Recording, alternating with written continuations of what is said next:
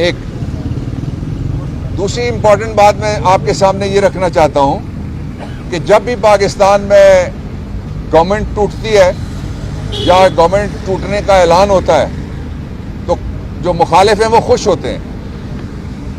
ये पहला पीडीएम पहला सियासी जत्था है मुजरिमों का जो इस बात पे रो रहा है, दिन रात रो रहा है, दिन रात जाग रहा है, दिन रात भाग रहा है, दिन रात तरले कर रहा है। कोई तरीका ऐसा हो कि बलूचिस्तान और सिंध में वो बैठे रहें, और वो तभी हो सकता है अगर इमरान खान पंजाब और केपी की हुकूमतें ना तोड़ें। यहां अगर कोई एक उम्मीदवार जीतने वाला हो तो कल्चर ऐसा हो गया सियासी के हारने वाले उसकी सुपारी देने के लिए दौड़ पड़ते हैं।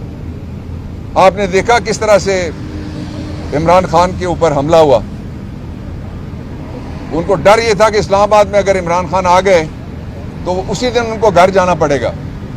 ये पाकिस्तान की इंपोर्टेड गवर्नमेंट पहली है जो इस बात पे रो रही है कि अपनी हुकूमतें मत तोड़ो। क्या किसी ने पहले हुकूमतें तोड़ी हैं एशिया की तारीख में कि दो रियासती बाकी जगह होता है, यहाँ प्रोविंस हम कहते हैं, सूबाई वफाकी यूनिट हैं, उनकी बाकायदा दो हुकूमतें तोड़ने के लिए।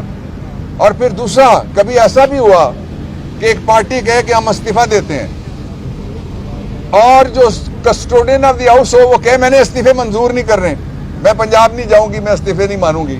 ये फिल्मों में होता है भाई, लेकिन ये हतमी फैसला है 23 तारीख को इंशाअल्लाह अजीज ये असेंबलियां टूटेंगी। मरकजी असेंबली से भी, जो नेशनल असेंबली है उसमें से भी इस्तीफे आएंगे उससे पहले इंशाल्लाह, और उसके साथ ही पूरे पाकिस्तान में इलेक्शन होगा।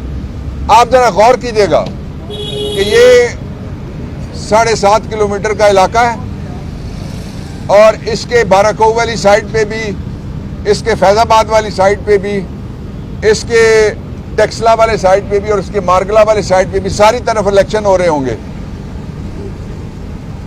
तो इसलिए ये हुकूमत पहले जाएगी।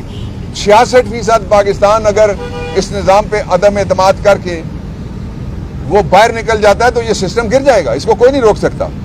उसके साथ ही ये है कि इस वक्त मईशत को वहां पहुंचा दिया गया है जहां आप खुद जानते हैं कितने पैसे हमारे पास रह गए। उनमें से $3 अरब सऊदी अरब के हैं, शुक्रिया। $3 अरब चाइना के हैं, शुक्रिया। और $2 अरब यूएई के हैं, शुक्रिया। और इसकी आप तकरीर दिखाया करें। ये कहता था कि हमें दे दो, हम 6 महीने में पाकिस्तान को उठा के ले गए पाकिस्तान को। ये इस 6 महीने में जो पैसे आए टैक्स से आए वो कहाँ गए, जो IMF से आए वो कहाँ गए, जो इमदाद आई वो कहाँ गई। आपने देखा मौलवी साहब के जलसे में इमदादी टेंट उनको कारपेट के तौर के ऊपर इस्तेमाल किया गया। तो इसलिए इस जालिमाना निज़ाम से निजात के लिए हकीकी आज़ादी मार्च के आखिरी दिन जो फैसला इमरान खान ने किया था उस पर अमल होने जा रहा है और इंशाल्लाह बहुत जल्द पाकिस्तान के लोगों को ठंडी हवा मिलेगी। और ये जो कहते थे हम पाकिस्तान की सरजमीन गर्म कर देंगे, इन्होंने अपनी जेबें गर्म की हैं सिर्फ, और कुछ गर्म नहीं कर सके। उसके साथ ही जो इमरान खान है उनके फैसले पे पूरी तहरीक इंसाफ यकसू है और पंजाब हुकूमत तोड़ने के लिए हमारे इत्तेहादी भी हमारे साथ हैं और हम यकसू हैं।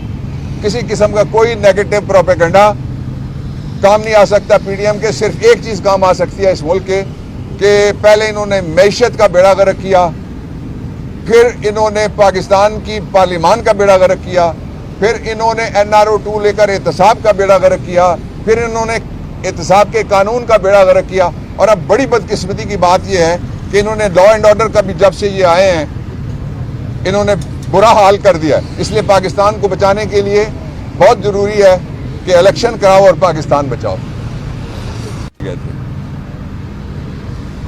उनमें से एक मुकदमा सेनेटर आज़म सवाती के खिलाफ है जिसमें मैंने बहस की, और दूसरा मुकदमा इमरान खान के खिलाफ है जो पार्शली उसमें मैंने सबमिशंस की आज।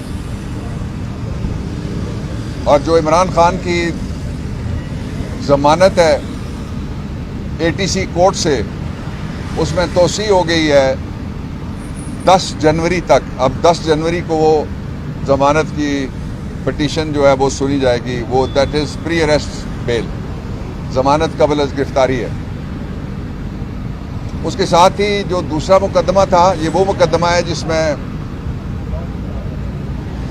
बहस के दौरान एक जज साहब को तब्दील कर दिया गया। आज पहला दिन था नए जज साहब का, उनके सामने पूरी तफसील से हमने आज़म स्वाति का केस रखा है और जो आज़म स्वाति से गैर इंसानी और गैर आइनी और गैर पार्लिमानी सलूक किया गया वो भी हमने सामने रखा है। और साथ ही ये बताया है कि ये वो मुकदमे हैं जिन मुकदमों में वो जहाज़ जो बलूचिस्तान और सिंध के सैलाबज़दा लोगों को इमदादी थैले पहुंचाने के लिए होने चाहिए थे, वो जहाज़ उड़ाए गए एक सियासी आदमी को मुल्ज़िम बनाने के लिए।